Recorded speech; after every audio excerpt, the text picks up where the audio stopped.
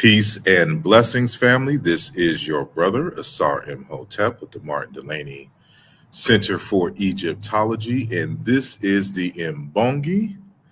And today we have with us a very, very special guest, someone who has been on the channel before, but now we are going to interview him in the context and capacity of the Hopi Power in Unity Conference as part of our series, which is going to be happening Friday, July the 24th through Sunday, July the 26th, 2026 in Chicago, Illinois, in the United States. And of course, we have many guest speakers who are going to be presenting at the conference, both virtually and physically.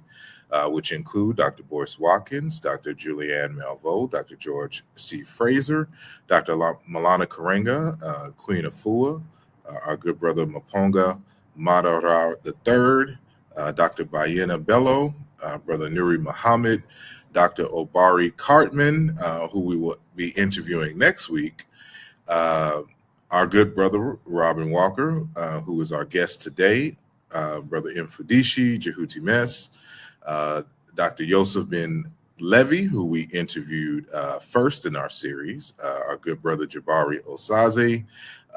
We missed our interview with him and Brother Mfudishi, so we're going to try to get them squeeze them in before the actual event starts. So be on the lookout for that. Dr. Susan Tata, Crystal Gunn, who we just interviewed. So make sure that you go to the channel if on YouTube, if you're on the Facebook page, it should be archived there as well, and Dr. Ken Harris. And so it's a massive group of people, which is why it's 3 days, which includes some I believe a museum tour and some other things that is going on. So it's going to be a very lively event. So with all that said, all that and more when we return in just a moment.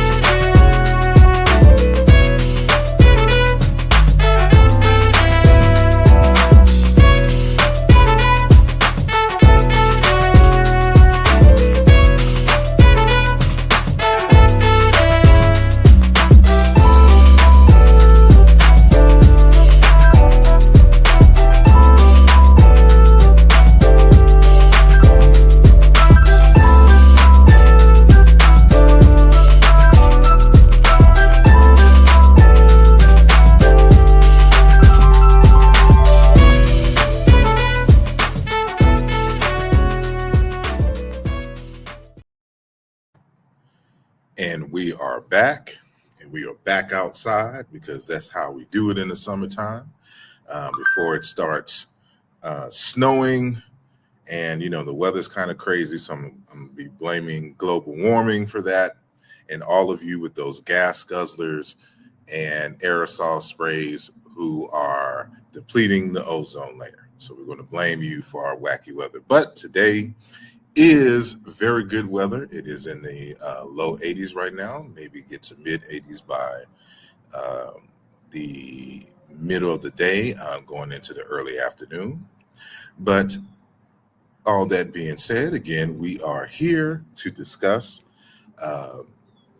various different things, but within the context of what would be presented at the Power in Unity Conference, hosted by Hopi, Brother Taki and Sister Felicia, and others, which will be held in Chicago on the 24th, between the 24th and the 26th of July, which is the current month that we are in.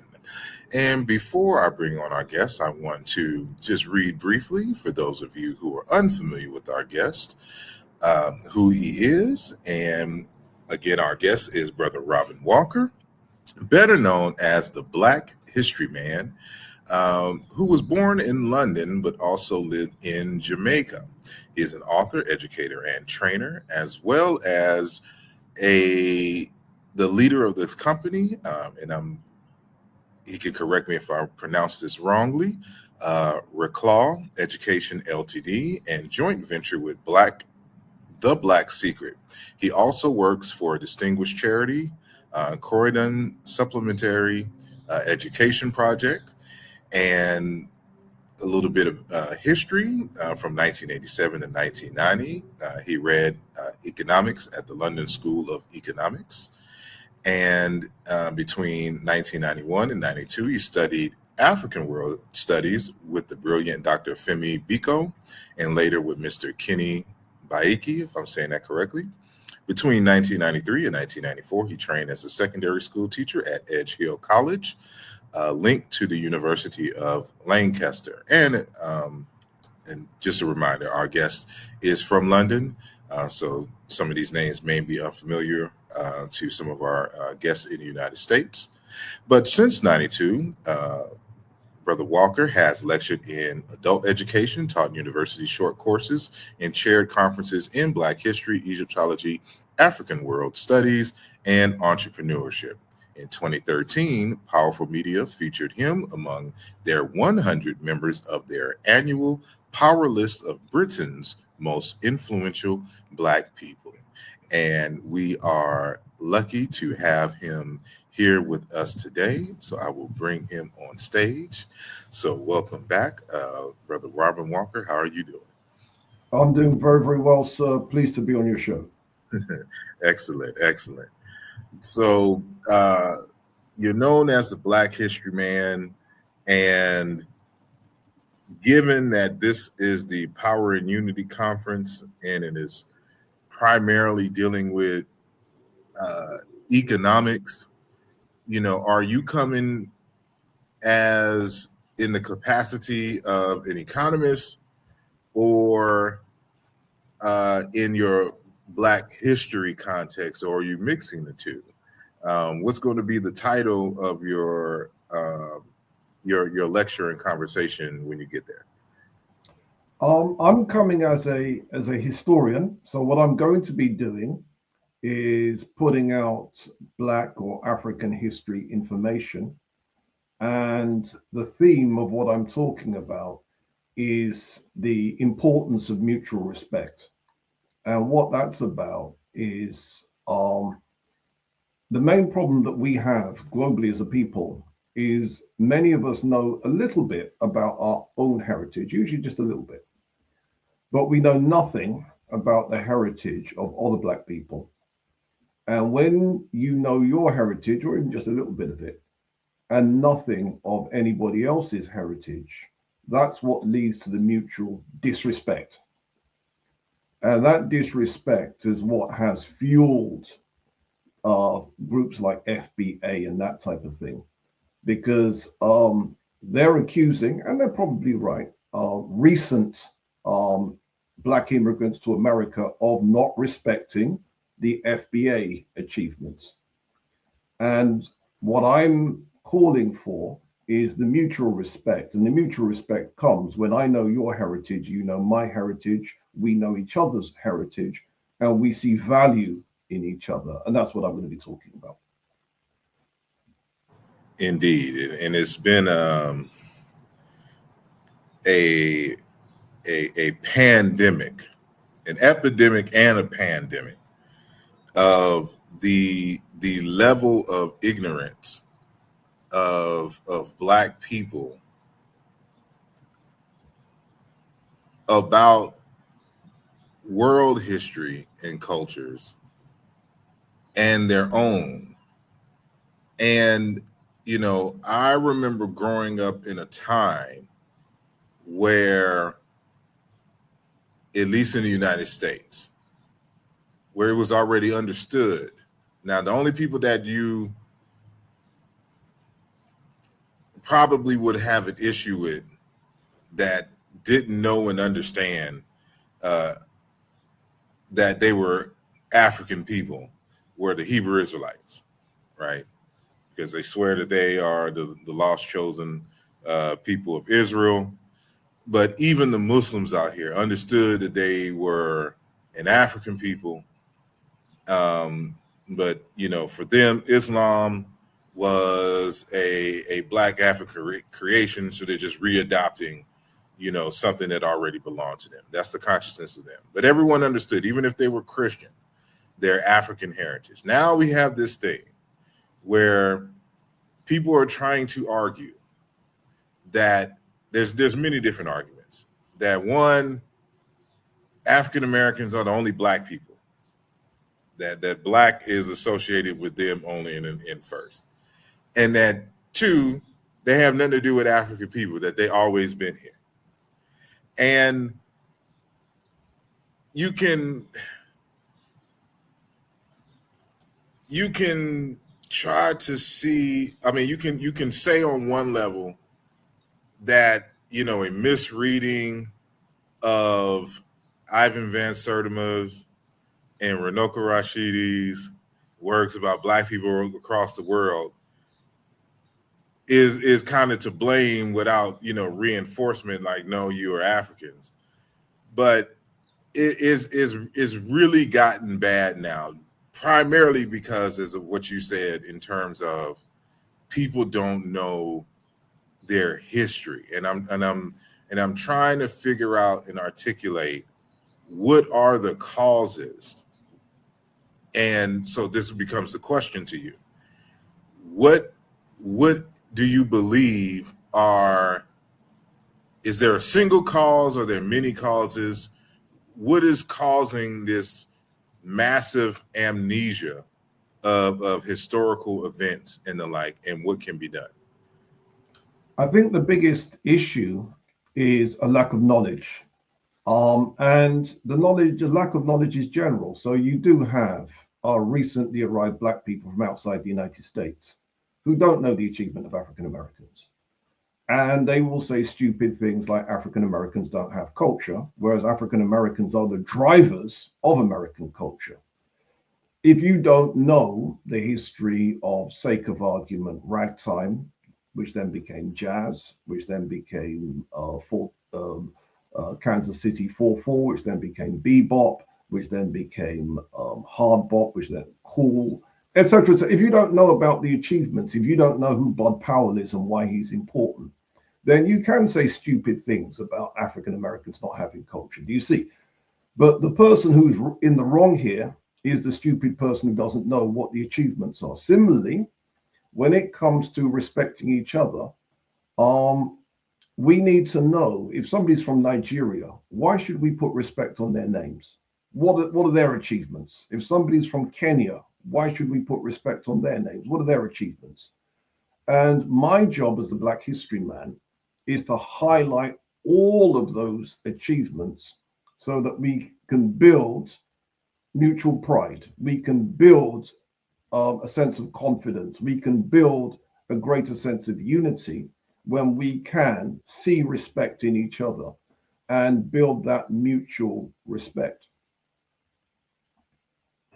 Indeed. And I would add, because this seems to be the researchers of old.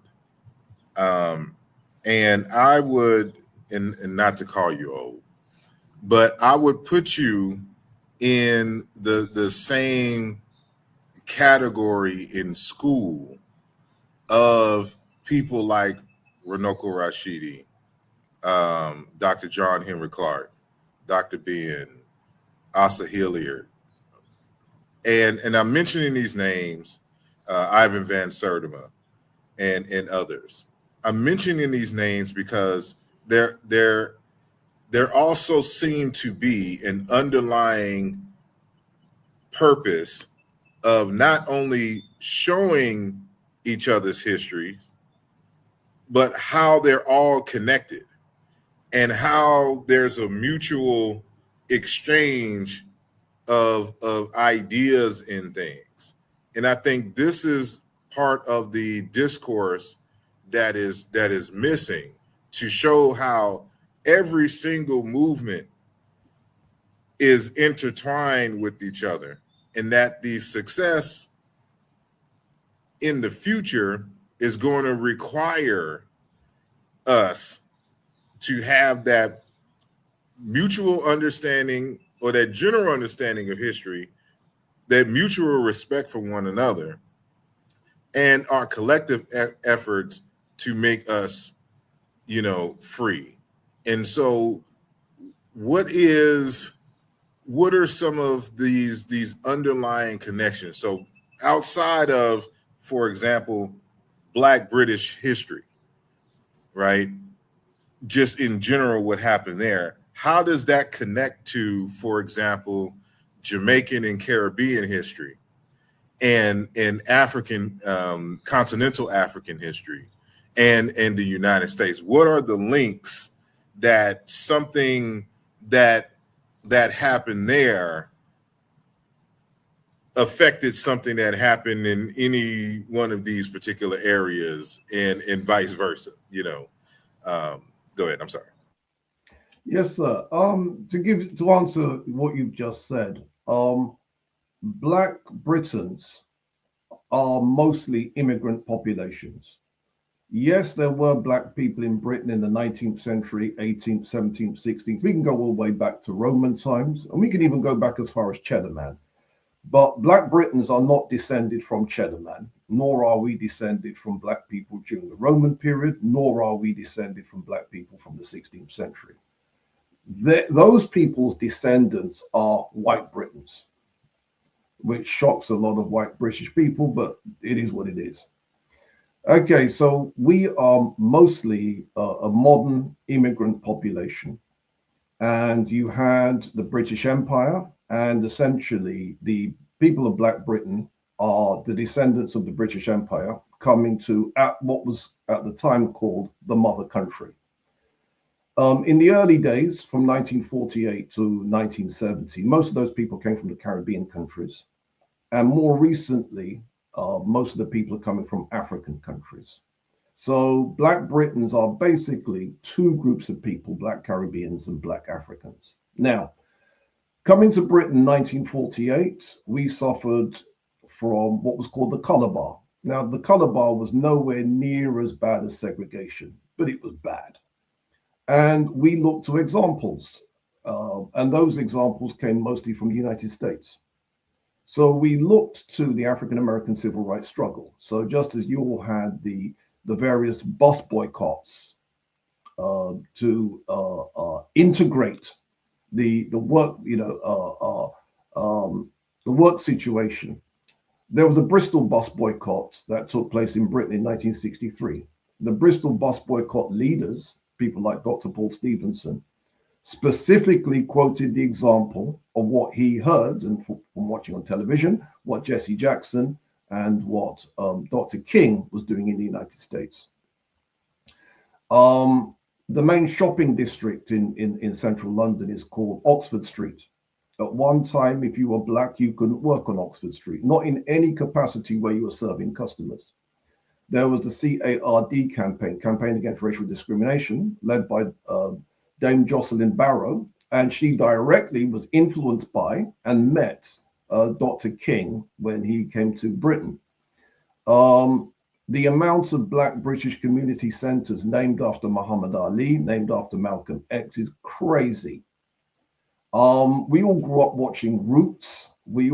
So the template for where we learned the struggle, we learned it from African Americans. Now, then, of course, coming from Caribbean countries, coming from Africa, we brought those influences with us. So music coming from the Caribbean, calypso, followed by skia, followed by rocksteady, followed by reggae. This informed the Black British sound. People coming from Africa, bringing African music. This has informed the Black British sound. And that sound has influenced white British culture. Then we've got the influence in terms of fashion, the influence in terms of popular culture, and even elite culture. So Black writers in Britain have packed an oversized punch. Black artists in Britain, fine artists, have packed an oversized punch. Black tailors in Britain have packed an oversized punch. where we've influenced the culture.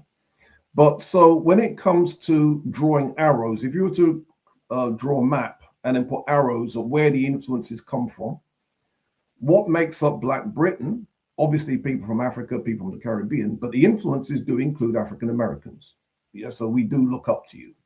If you go into any Black British person's book collection, expect to see Maya Angelou, expect to see Terry McMillan. Yeah, it is what it is. All righty. And, people got to understand that, because I believe the first Pan African Congress was held where? It was held in London. And Mhm. see, people got to understand these things that, in the early days, everyone kind of saw, or there was a movement where everyone saw each other's struggles as the same because they all had the common enemy, right? And so they want to believe that, and I'm talking about FBA folks, want to believe that Pan-Africanism, was some kind of formal, some kind of alien concept, when it was just the natural result of education and everybody learning each other's histories and seeing the common struggle, the common enemies, and the common fights that everyone had to do. Like people don't understand that, like my people are from Louisiana, and in history, Louisiana was not a part of the United States. It was a Spanish colony and a French colony, and it kind of teetered back and forth between the two before it was taken over by the United States. But the United States, excuse me, the United States got the purchased Louisiana and Mexico and all those based off what is quote unquote the Louisiana Purchase.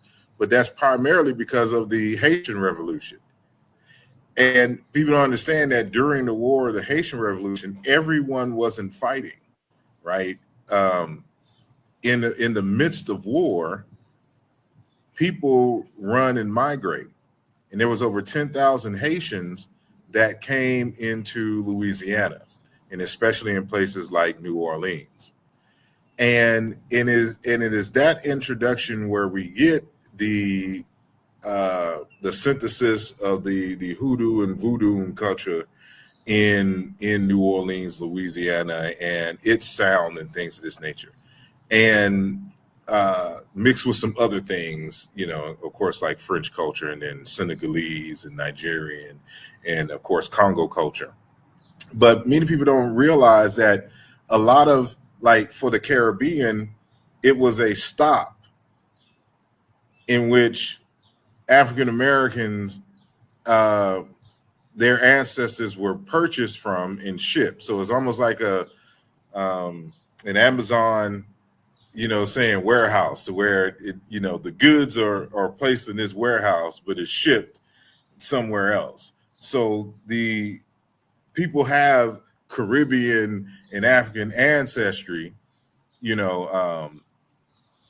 and the like. But now the question becomes, at what point, at what year do you define the particular identity, saying of the diasporic group? Like what year does the identity become solidified? Even if it's not a year, like what decade or whatnot, like what time period? Because you couldn't have been a people under slavery, because you had no freedom. You to have the schools and the things of this nature. So it's only after slavery that you start to, kind of mix and mingle and become a people and travel and stuff to this nature. So for each one of these regions, when, have you even considered, at what point do we start calling a people in the diaspora, given the enslavement period and the like?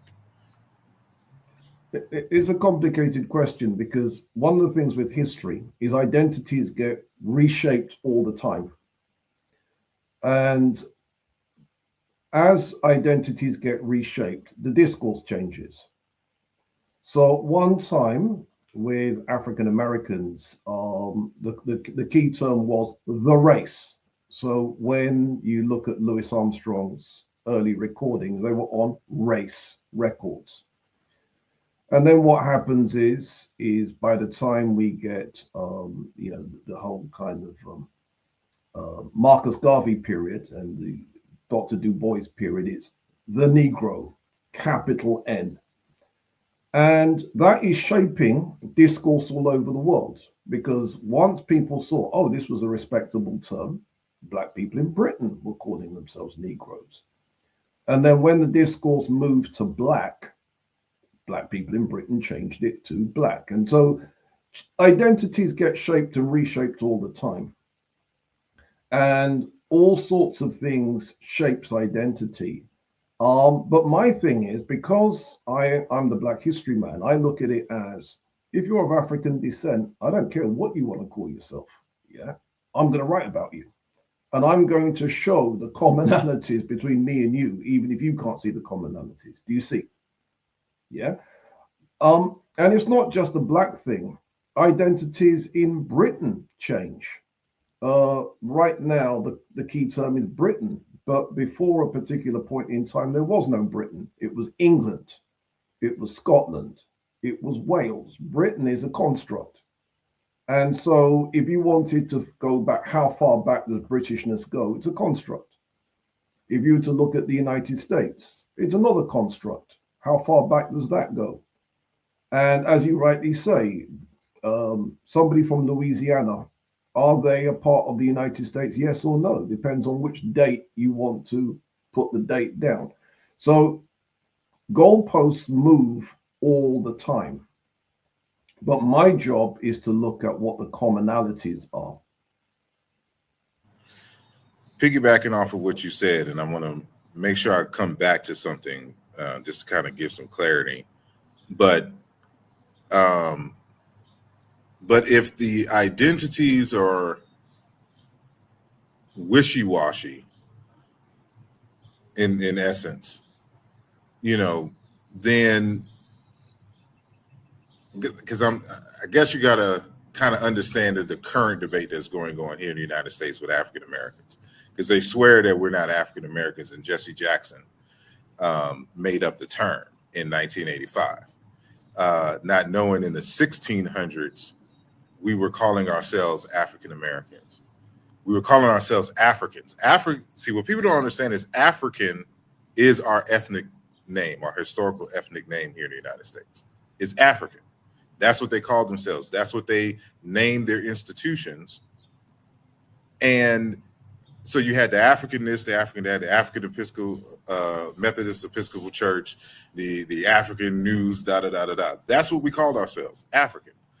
In the 1600s, we called ourselves African American, only to distinguish the Africans that are here versus the Africans that are on the continent. So we start calling ourselves African American.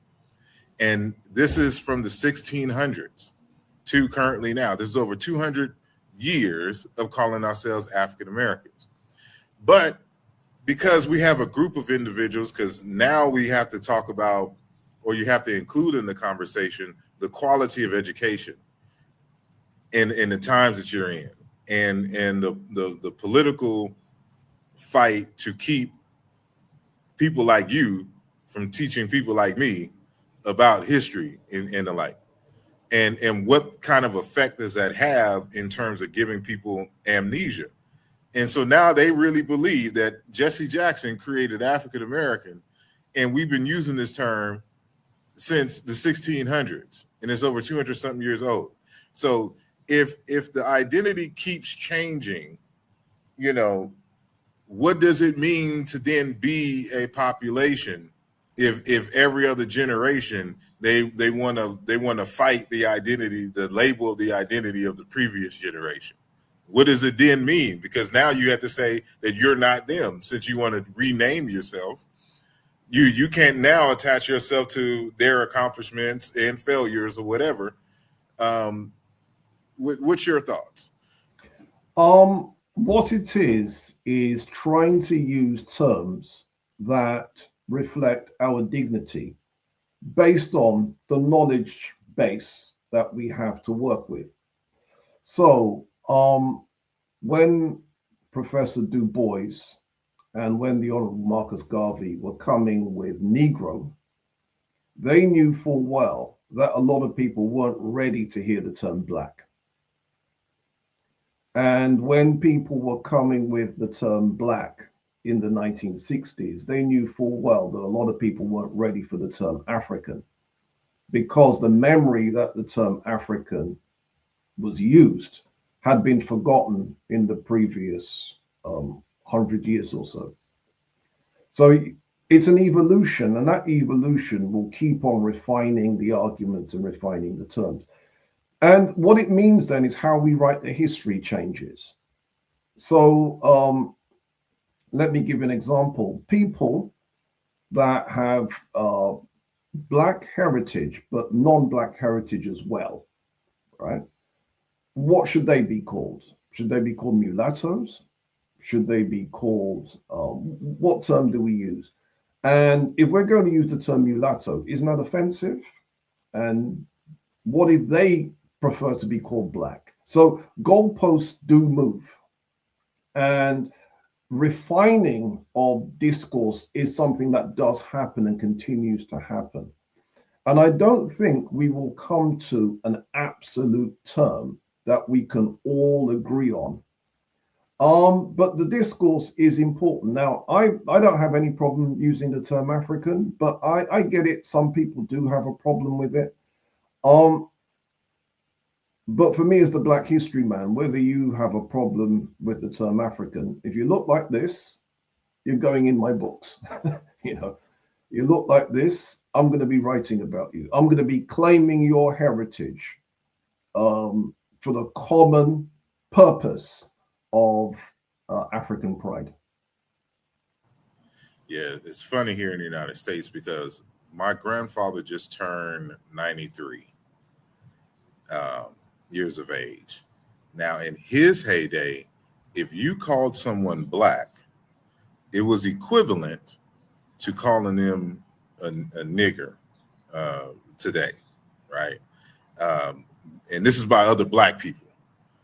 And so it's interesting that be, be, we had the Black Power movement, late 60s and 70s, which uh, empowered the usage of the term, and but this is simultaneously we're still calling ourselves African, Afro American, and so but it was still a consciousness, it was still an understanding that okay, black is the race, it's not the ethnic identity. So what's happening now is that you have a certain group of people who is trying to exclusivize blackness to only refer to the descendants of enslaved folks here in the United States. But they claim that they would, there's some that claim they never enslaved, and then that they've always been here.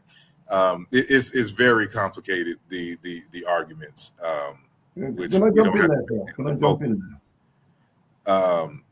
but it begs the question to, like, when I understand that identities change, but there's something to say when a people lose memory of history and the kind of damage that can be done as a result. And there has to be some elements that are stable and steady that for the most part give you the identity. Because if you're changing everything every few years, what are you what are you saying is your history and culture if there's not a stable element? So, like, even though, for example, since we talk about ancient Kemet a lot, Kemet as far as it's written in political history as we understand it, at minimum is 3,000 years, right?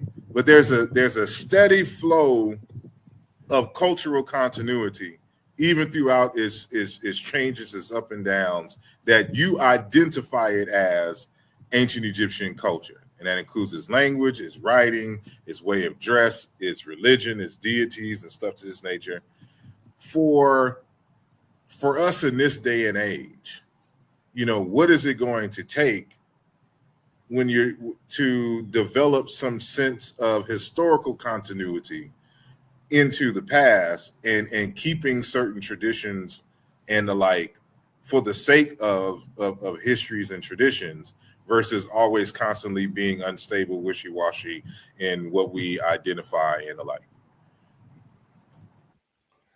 There's no answer to that question, unfortunately. This is what the cultural creators have to do. The cultural creators that create in the different areas of what makes up a culture. So, what are the different areas? Obviously, you've got your arts, but you've also got your sciences as well. You've also got your literature as well. And this is what the cultural creators have to keep hammering on this whole notion of building upon a tradition.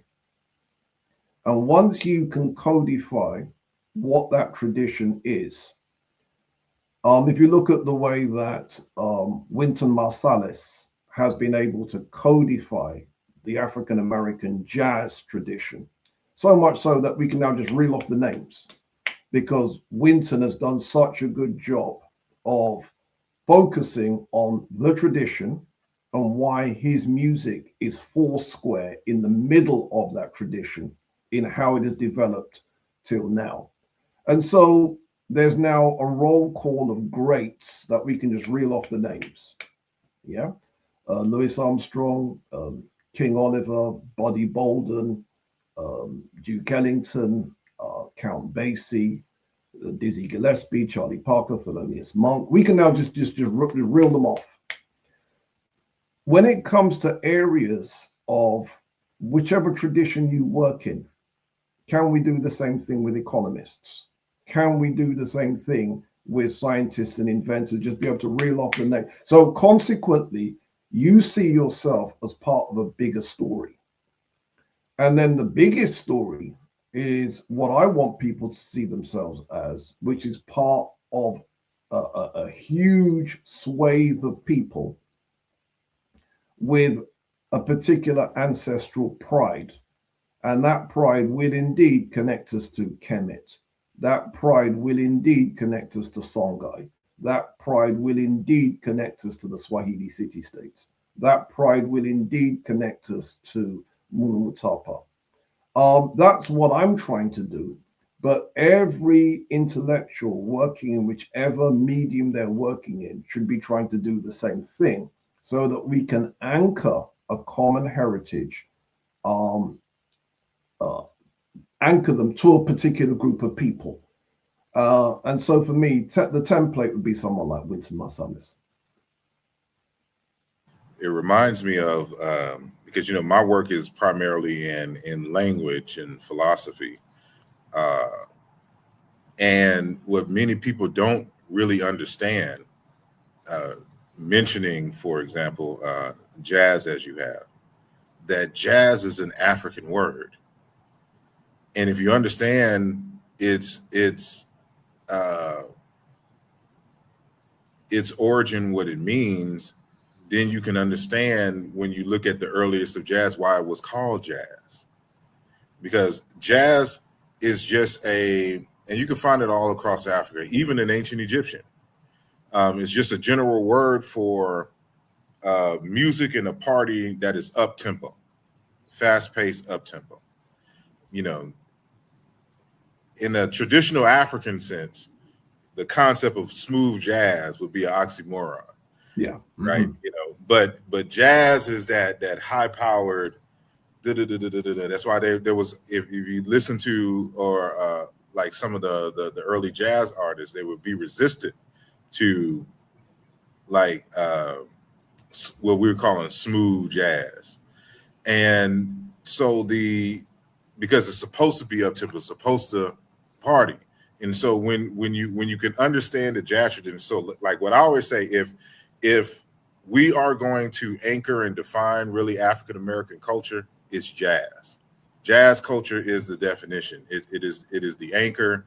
It is it is the essence of who we are, and we see it play out in terms of all of its branches. But that's a lecture for another time. Um, but that's the essence of hip hop, like real hip hop culture. It's jazz. It's just street jazz. It's just rapping over jazz uh, beats. And but uh, I think we have to do a blitzkrieg, because the internet is full of misinformation, and not too many people know about Robin Walker and others like you, and not too many of people like you who are serious are making videos and things, and short videos with information, and long-term videos, or long-form videos, I should say, that is presenting this information in a way that is digestible, palatable, for the people. But at the same time, I understand the reach that the internet can have. But there's something to say about the old school going into the communities doing the lectures. And so, is that something that you continue to do? Of course. Alongside interviews and the like how is the struggle out there, in the UK for presenting this information, and what type of resistance do you have, if any, while presenting this information? Um, there have been in the last 15, 20 years attempts to try to get Black history, African heritage into the British university system. There was a professor from Chichester, Professor Hakim Adi. He made some strides. There was a professor in Birmingham, Kehinde Andrews, who made some strides. But the end result is, to my knowledge, both of these people have been shut down by the system. And the lesson is, I've never taught in a university setting. Yes, I've been invited to do one-offs, but I'm not a part of university type of institutions. And that gives me a lot of freedom to do the community work that you're talking about. So the charity that I work for, Croydon Supplementary Education Project, we are one of those community organizations, and we do the adult education programs that you can't get in a British university. Whereas I think since 1968, African American studies has been a thing since the time of Professor Nathan Hare, 1968. In Britain, we've tried. There's been a couple of people that have tried, the Kehinde Andrews, the Hakim Adis, but they've both been shut down and they've both been kicked out of those institutions. So the method that I do it, using the community center type of route, this seems to be the most productive way if you want to build something long term.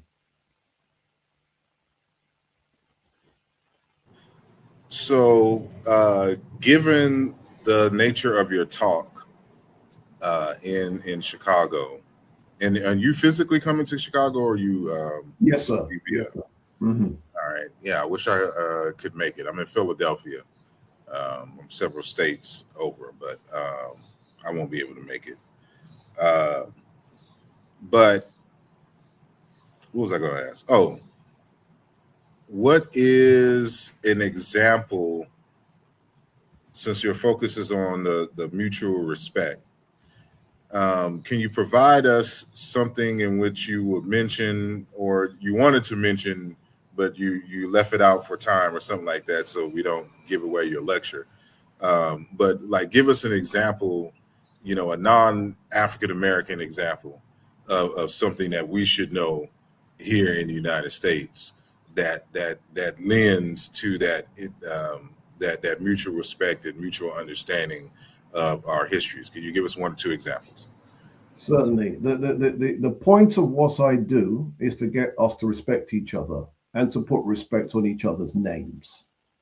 So you find out that in Nigeria, the Guinness Book of World Records surveyed some constructions known as the Great Walls of Benin and put them in the Guinness Book of World Records as the largest earthworks in the world. And at the time, they estimated the length of those walls at between 5 and 8,000 miles. We now know the figure is wrong. The correct figure is 10,000 miles worth of walling. That's a reason to put respect on Nigerian people's names. Mali, country in West Africa, we now know that the Timbuktu manuscripts have survived. Timbuktu, for those of you that don't know, was a medieval university that flourished from the 11th century. Some people say up to the colonial period, really. National Geographic estimates that 700,000 of their manuscripts have survived. That's a reason to put respect on their names. An architect in 1960 called Peter Garlake began a survey of a palace called the Husuni Kubwa, which is in Tanzania. And that palace was built somewhere around the year 1300. And it does indeed have ruins of a swimming pool in a Tanzanian palace, 1300. So that's a reason to put respect on Tanzanian people's names. Do you see? And these kinds of examples are the kinds of examples that I will be talking about when it comes to how we present our history and what non-FBAs should know about African Americans is the Harlem Renaissance. 1.5 generations outside slavery. African Americans are producing millionaires like Madame Walker, architects like Vertner Woodson Tandy. Vertner Woodson Tandy is the person that designed Madame Walker's townhouse and the Villa Lewaro. If you're watching this, Google the Villa Lewaro, a 34-room mansion that was owned by Madame Walker and built by Vertner Woodson Tandy. And so these are the kinds of reasons why people put respect on other people's names.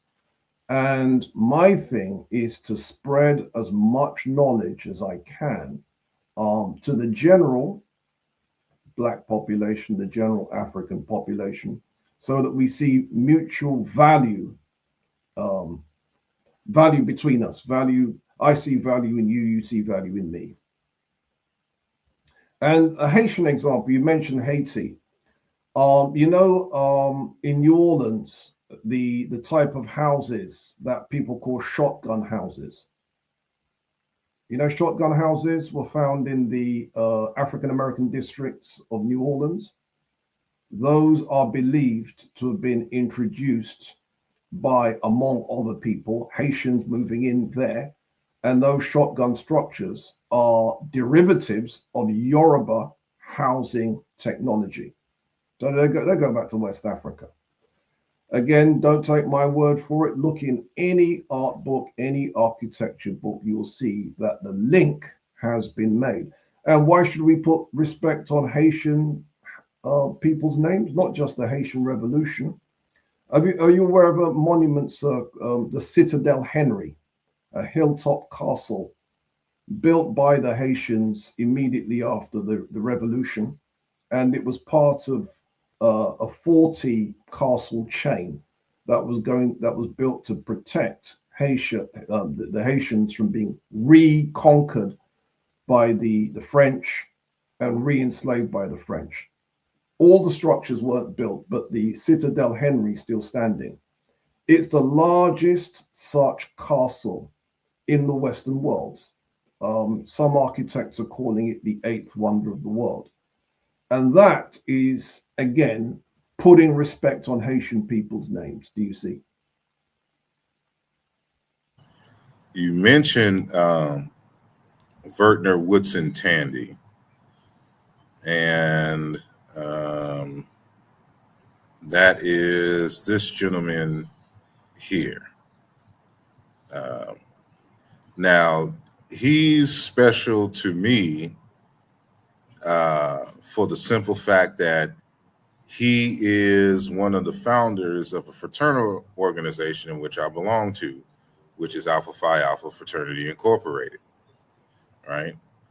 And let me reshare this screen. As you mentioned, this is the home that he designed. I can't make it bigger, but that you had mentioned in terms of the villa, and so it's interesting. So this is what I mean by connections and things.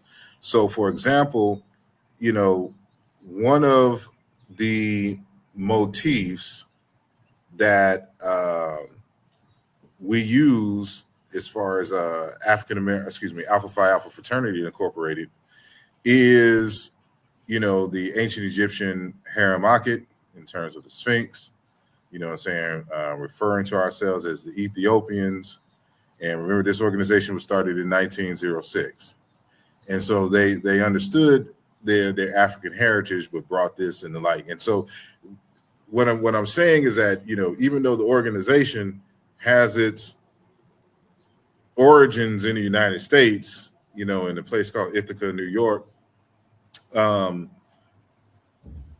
it's still getting influence from Africa, and it's a mutual thing. So especially when African Americans decide to drop their colonial religions, you find now a larger and growing community of African Americans adopting African spiritual systems. So the number one will probably be the Yoruba Isheshe tradition and the Ifa divination system. But second under that will be the Akan systems from Ghana, right? And some have gone further into Benin for Voodoo, and in northern Ghana for the Daguerre folks. So there's interchange. There's learning that the reason why there's a lot of influence of African Americans is primarily because of the technologies that were invented here and spread around the world in terms of televisions and radios. And so, of course, since we're part of that evolution, that our ideas and things will come out first. But as people develop their own things, they develop their own identities and ways of doing it, and that comes back. So even within hip hop culture, you're starting to, you would have some Caribbean and African influence. Even Michael Jackson's, you know him, that Mama Say Mama Samba Makusa, right? But that is coming out of Cameroon, right? But even that word kusa, you find that in ancient Egypt because it's another word for party and dance. It's a variant of an unpalatalized variant of what became jazz in other languages for the K to become j then y, right? But in ancient Egypt, it describes it. You'll see this kiss. It's just the KSKS forms. with the same meaning, referring to dances and things, and especially Nubian dancers and Nubian songs and Nubian music, right? Like there's interconnection, there's mutual exchange that is going on, and people need to know their history and how all of this uh, comes about. But Can I jump in there, sir? go ahead. And even with Alpha Phi Alpha, there's a branch of Alpha Phi Alpha in London, and where they used to hold their meetings is at Croydon Supplementary Education Project, the community project that I work for. Do you see? So I've actually, when the leaders of Alpha Phi Alpha, people like Dr. Everett Ward and so on, when they came to London, they came to our building and they asked me to do a tour of the British Museum and look at the Kemetic artifacts. So I've actually met some of the heads of Alpha Phi Alpha. Indeed, indeed. And people don't understand that, they'll say, well, those are Greek letters. Y'all trying to be Greeks. I'm like, well, you may understand them as Greek letters. You wrote But an those, article about that, didn't you? I'm sorry? You wrote an article about that. I believe so. And it Yeah, is, yeah, I've seen it. Where you point out that Alpha is a cow's head. yes, it's these are ancient Egyptian hieroglyphs Yeah. that were taken by the Semitic speakers out of the Sinai.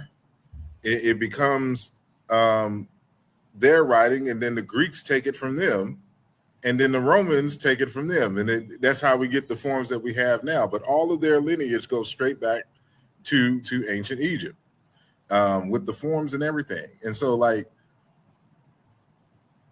in the same way that Black Muslims here in the United States would argue that Islam originates with Black people in Arabia, uh, and they're reclaiming their heritage. It could be argued the same thing for Black Greek lettered organizations and its members. Now, not all of the groups have a African consciousness and ties their things to Black Africa, but Alpha Phi Alpha, for sure, is no questions about it. It's they understood Africa, everything. I don't say everything, but a lot of African things are interwoven into the structure, the memory, and the iconography and the like. Um, but even still, like, people don't understand how big the Marcus Garvey movement was, and how that brings us Malcolm, and goes forward. Like there's interchange, there's going back and forth. They don't know that we have an African American diaspora in the Caribbean. There's groups of African Americans who moved to the Caribbean and places like Jamaica and have communities out there from the 18th and the 19th and early 20th centuries. It's crazy how like we have short-term memories, and so part of the fight is not only fighting the colonial systems, who are trying to suppress this information, but also trying to fight our people to show them that knowing this information is beneficial. And so that leads me to my last formal question, which is, what are the benefits? Why should I know this? In this age of Europeans sending space probes to Mars, why is it important that I know that, for example, Africans built 10,000 miles worth of walls, and that we have information from the Islamic period of Timbuktu and the like, and what good is pyramids and hieroglyphic writings in this day and age? Why should we know this information? Yeah, the motivationalists say that there's a link between what people believe, what people think, what actions they take, what results they get, and the results changing what you believe or what you think.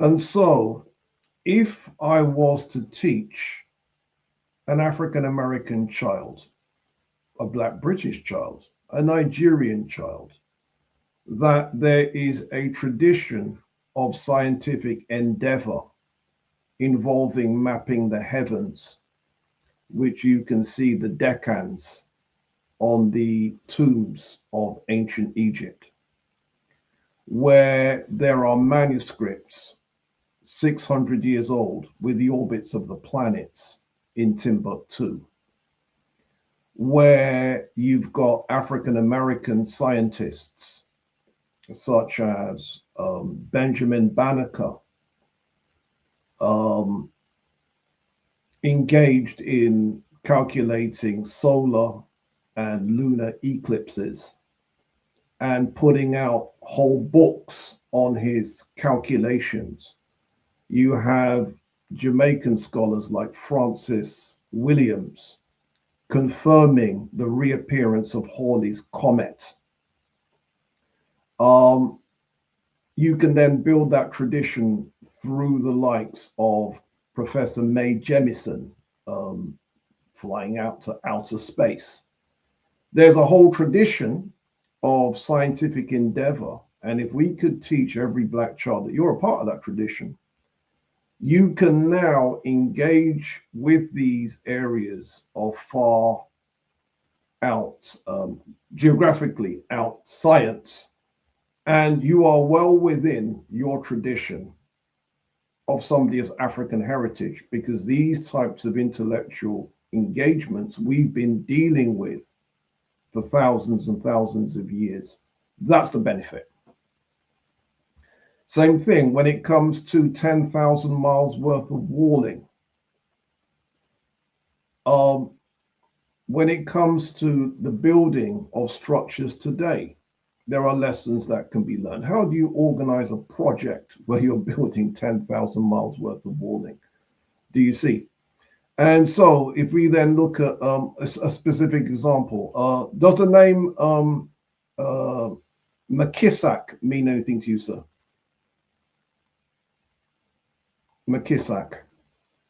I'm sorry, I had my mic muted. Naeem and Kisak. No, no, I haven't heard of it. I'm sorry. Okay, there's a African American contractor firm, and it's ran by, I think her name is Cheryl McKissack, and she is the latest generation of a contracting firm that began centuries ago with an enslaved gentleman called Moses McKissack. And that engineering firm, you'll know the upside down pyramid, what do they call it? The Museum of African American Art in Washington, D.C. Looks like an upside down pyramid, right? The organization that built that was the company McKissack. And this company McKissack, we can trace the evolution of that company back to the slavery period, to Moses McKissack. That's an example of a tradition right there. Indeed. And it reminds me, and shameless plug, but I have been working on a text for a number of years uh, titled Quantum Field Theory as African Heritage, exploring indigenous theories of the subatomic world.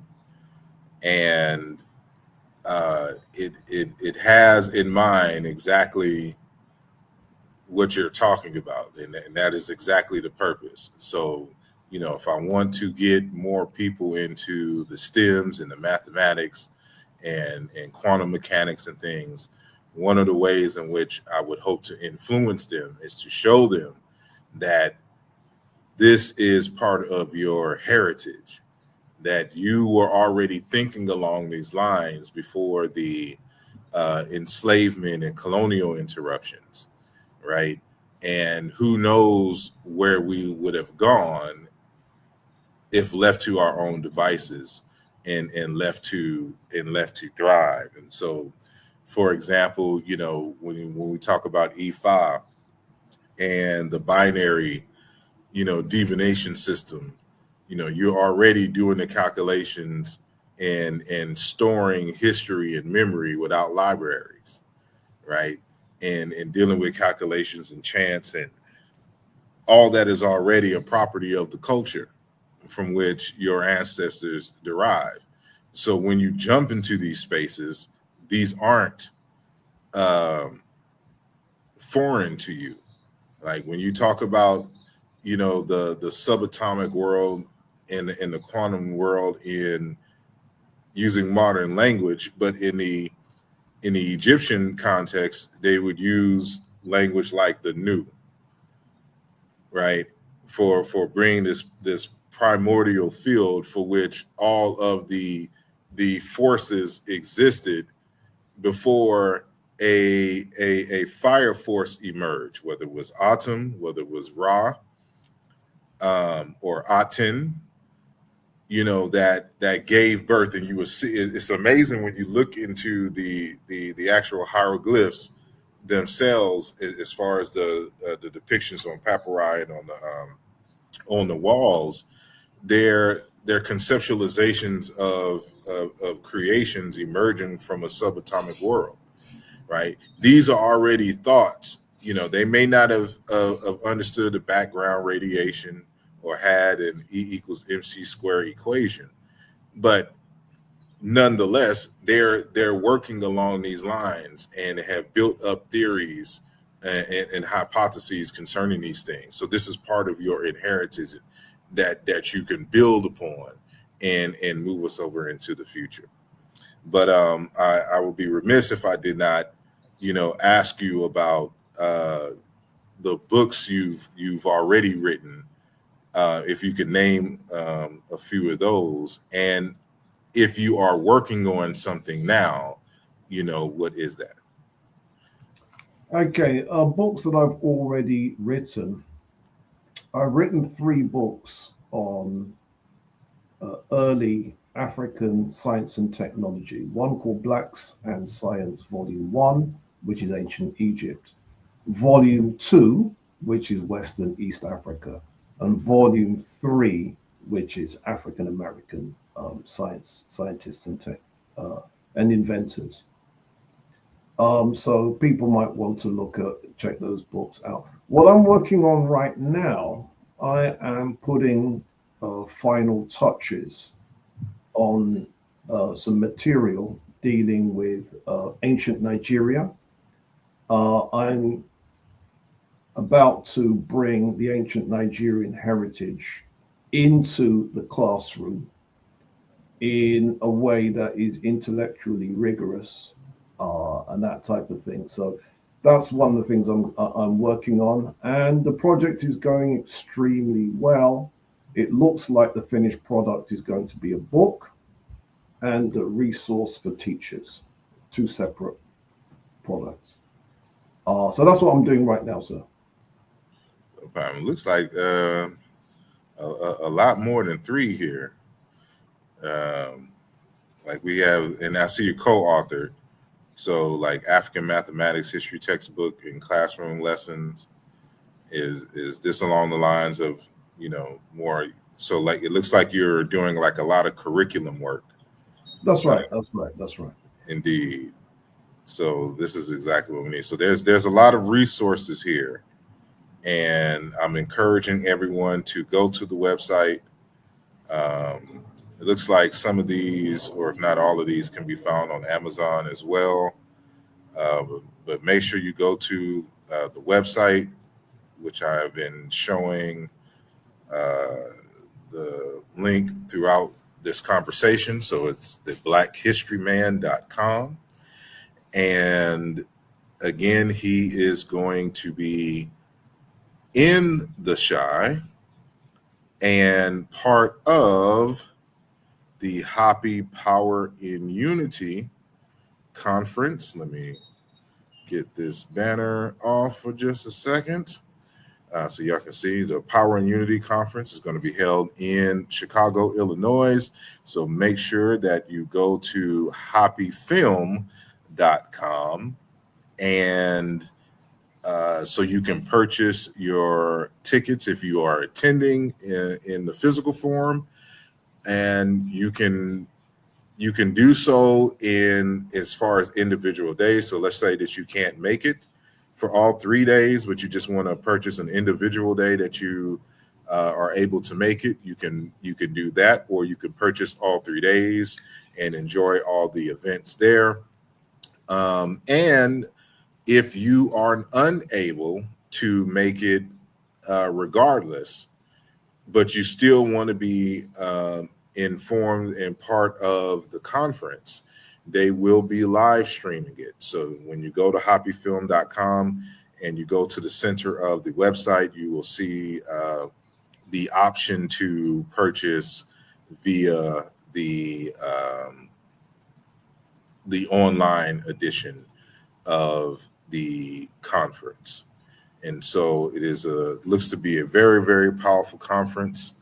I look forward to seeing it online for me. Unfortunately, I wish I was there to meet a lot of you. And so this is kind of the second of their conferences. So the first one was held back in 2022, which I was a part of, which was originally supposed to be in Egypt, in Aswan to be exact. But because of the haters in Egypt who can't stand Black people talking about their own history, some things went down, so we had to move the conference, and it was held in Detroit, Michigan. I believe it was in April of that year. So I'm glad to see that they're continuing the conference model and bringing in powerful scholars such as yourself. And so before we go, if there's anything that you would want to say or address that we didn't get to or whatnot, the floor is yours. No, the only thing I'd like to say, sir, is thanks for having me on your show. It's been an absolute pleasure. Keep doing your thing, and let's get as much literature out there as possible. Indeed, indeed. Well, I look forward to having you back on the program, and hopefully this time, we could do something more concentrated. So I just wanted to kind of get the people a feel for, who don't know you from this channel, what you're about in general, what you're going to be talking about, and then hopefully if you have some time and you're willing, you can do a reduced form or one of your presentations or something like that. And you'll have the complete floor. Yes, sir. I'll take you up on that. Indeed. All righty. Well, family, next week we are going to have, it's going to be 2 guests. So we're going to have our good brother. Hold on one second. Let me just find the email so I don't skip anything. So it's going to be Dr. Obari Cartman and our good brother Hassan of the Happy Movement. He's one of the individuals who is going to be putting this event on. And so if I can get some others in, because I'm going to be off this coming Friday. So if I can get somebody in or get at least 2 more interviews in, probably see if we can get Dr. Ken back, because he was supposed to be on with Crystal Gunn. And if we can get Brother Jabari and Infodicio on, I will try to get them on as well. So all before the event. So of course they're all welcome anytime throughout the year, but prior to the event. So with that being said, y'all have a blessed day. And if you can hold on just for a moment, I'm just going to play a few videos. And y'all have a good day. See you next time. Hotep.